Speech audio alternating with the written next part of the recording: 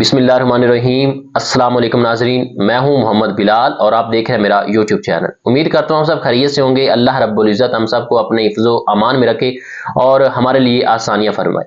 नाज़रीन इकराम, आज से चंद रोज़ कबल पाकिस्तान तहरीक इंसाफ ने मजलिसे वहदतुल मुस्लिमीन के साथ इत्तेहाद का ऐलान किया था और ये कहा था कि हमारे जो आज़ाद उम्मीदवार इलेक्शन जीते हैं वो जनाब वाला मजलिसे वहदतुल मुस्लिमीन में जम हो जाएंगे।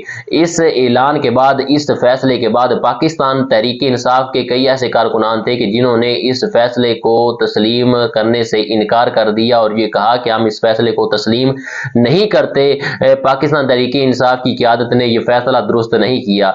PTI के कारकुनान ने यह कहा कि मजलिसे वहदतुल मुस्लिमीन से हमें कई नज़रियाती इख्तलाफात हैं, इसलिए हम जनाबे वाला इस फैसले को तस्लीम नहीं करते। हत्ता कि कई ऐसे कारकुनान थे, उन्होंने कहा कि अगर ये फैसला तब्दील ना किया गया तो हम PTI को खैरबाद कह देंगे।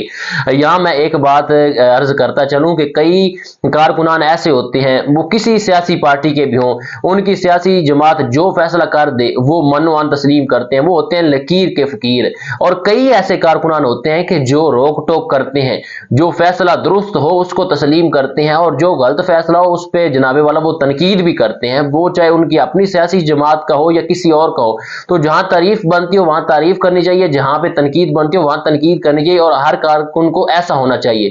तो पाकिस्तान तहरीक इंसाफ के जो कारकुनान है, जब उन्होंने इस फैसले को तस्लीम करने से इनकार किया और ये इतलात भी मौसूल हुई हैं कि पाकिस्तान तहरीक इंसाफ के जो वकला हैं उन्होंने भी कहा कि यह फैसला दुरुस्त नहीं है, तो इसके बाद फिर नजर सानी की गई। तो अब पाकिस्तान तहरीक इंसाफ ने सुन्नी इत्तेहाद कौंसिल से इत्तेहाद का ऐलान किया है। सिंध और पंजाब में पाकिस्तान तहरीक इंसाफ के आज़ाद उम्मीदवार जो इलेक्शन जीते हैं वो जनाबे वाला उम्मीदवार सुन्नी इत्तेहाद कौंसिल में जम हो जाएंगे। तो ये फैसला अब किया गया है। वो जो पहला फैसला था मजलिसे वहदतुल मुस्लिमीन, उससे नजर सानी की गई और अब पाकिस्तान तहरीक इंसाफ जो है उन्होंने ये फैसला किया कि वो सुन्नी इत्तेहाद कौंसिल के साथ इत्तेहाद करेंगे और अपने जो उम्मीदवार हैं वो इसमें जम करेंगे। फिलहाल सिंध और पंजाब का ये फैसला हुआ, वफाक का ये फैसला अभी तक नहीं हुआ। इस हवाले से मुज़ाकरात जारी हैं पाकिस्तान तहरीक इंसाफ और सुन्नी इत्तेहाद कौंसिल के जो रहनुमा उनके दरमियान। अब देखना यह है कि क्या फैसला कर पाते हैं, ये वफाक में भी इत्तेहाद का ऐलान करते हैं या कि नहीं करते। अगर सुन्नी इत्तेहाद कौंसिल के सरबराह साहिबजादा हामिद रजा की बात की जाए तो वो जो इलेक्शन लड़े हैं वो भी PTI के हमायत याफ्ता ही थे और वो अपने हलके से इलेक्शन जीत गए। तो यहाँ मैं ये भी अर्ज करता चलूँ कि अगर पाकिस्तान तहरीक इंसाफ तहरीक लब्बैक पाकिस्तान के साथ इत्तेहाद करती तो ये दोनों जमातों के लिए ही फायदेमंद था, क्योंकि अगर हमारी जितनी भी मजहबी जमातें उनमें से देखा जाए तो इस वक्त तहरीक लब्बैक जो है वो टॉप पे है। सबसे बड़ी मजहबी सियासी जमात इस वक्त तहरीक लब्बैक बन चुकी है।